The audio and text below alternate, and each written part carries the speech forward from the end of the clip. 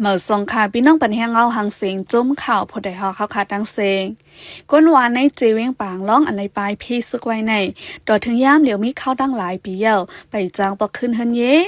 ในปืนดีในย่ามเหลียวเสียงกองเสียงหมักไปเย็นก็ตั้งหนึ่งเทียงฝ่ายหนึ่งก็ซึกปะโอเพียนโอเขาเด็กให้ก้นเมืองไปวานหุงเขาหุงพักป้าเล่เนื่อก็เป็นลองไม่เจออันหนึ่งตาดีปอกขึ้นเฮินเย่ไหนค่ะ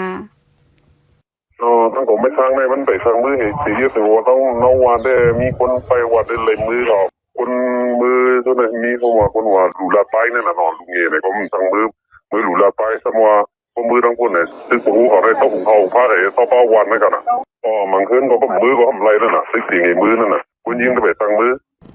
บรรลุสู้เองจ้าเลยสู้แบบดูอะไรบรรลุมาเลยอ๋อค่ะคนไปเพศซึกในตาดีปลายแทงต่างที่ต่างตั้งก็หยาบเย้าค่ะอ๋อย้อนว่ามันดีไกลเฮิรนไกลวันกว่าดิ๊กเมื่อเลี้ยวก็เสียงกองเสียงหมักในตึกไรยินอยู่ค่ะอ๋อข้าก็เคยมาเฮิรนกันเย้าค่ะอ๋อมีอะไรซึ่งสู้เนี่ยว่าตัวเปลี่ยนชินว่าแบบจะรู้สู้อินจ้าสู้อินเนี่ยก้นปลายพีซึ่งในกำน้ำอ่อนปลายมามีเข้าทั้ง2 ปีปลายเยาเลยย่ามเหลียวเจ้าด่าหน้าเจอมาจอยเทียมก็อมีเยาก้นปลายพีซึ่งกำพองก็เลยใจใหญ่กินจ้างเหตุการณ์ไล่วันเสหากินเลี้ยงต้องกว่ากูวัน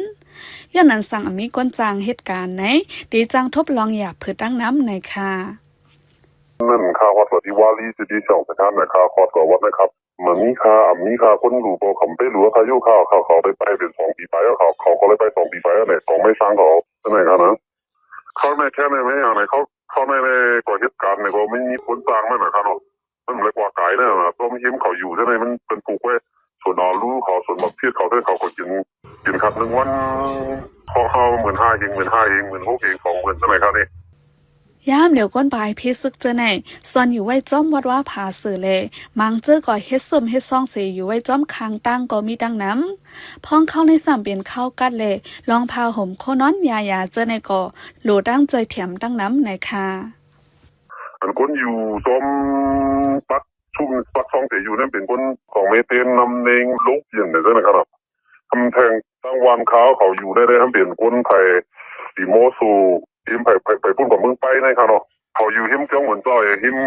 จ้องเหมือนสลบมีหมังวันได้อยู่เนาะสลบเป็นวันก็หมังวันก็เขามาปักซุ่มมุกกาบมีจนเลยที่วันเข้ามีหนักมาเขาปางทึกซึกมานห่มซึกปีรุเซียปะโอเพียนโอดังซึก PDF อันเป็นอยู่จ้อมแลนแคนเวียงปางล่องฝ่ายคนใน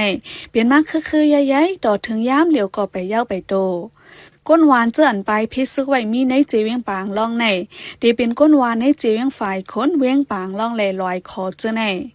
ปอมันนับ6ก้นไหนเดมีหมอก7เฮงไหนฝ่ายจอยแถมก้นปลายพิซึกเขาลาดไว้ดีเฮาค่ะอปันแห้งจุ้มข่าวพอได้ฮอกเลยยินโจมขอบใจนำค่ะย้อนสู้ปันเฮาพี่น้องเฮาอยู่ลีกัดแย้นลอดเพเขียนกุลองเสกามข้าเฮานั่งโมเสอหึงค่ะเหมือสงค่ะ